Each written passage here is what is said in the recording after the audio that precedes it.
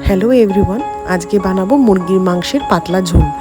যা গরম পড়েছে, মাংস খেতে তো ইচ্ছে করে, তাই রোববার দিন না হলেই নয়, তাই এই পাতলা ঝোল। চলো দেখি কী কী উপকরণ নিয়েছি।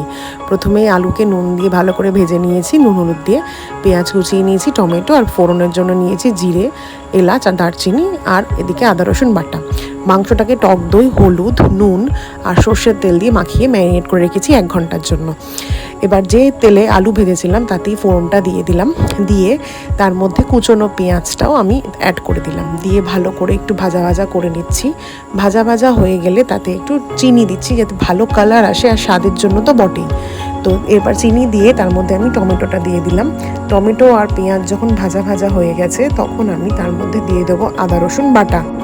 আদা রসুন বাটা দিয়ে তাতে ভালো করে আমি নাড়িয়ে চাড়িয়ে কষিয়ে নিচ্ছি পুরো মিশ্রণটাকে।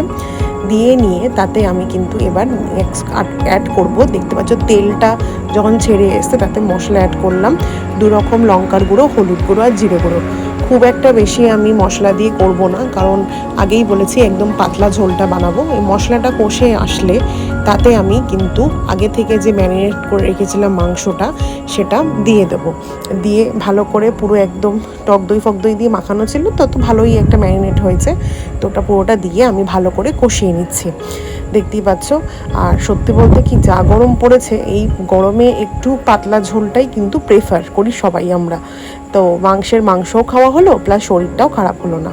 এবার দেখতেই পাচ্ছ যে মাংস থেকে এতটা জল কিন্তু বেরিয়ে এসছে, আমি কিন্তু কোনো আদার্স মানে আলাদা করে জল দিইনি। তো এবার আমি আগে থেকে ভেজে রাখা যে আলুটা সেটাও মিশিয়ে নিচ্ছি।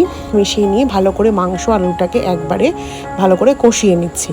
কষিয়ে নিয়ে তাতে এবার আমি কিন্তু আরেকটু নুন অ্যাড করছি।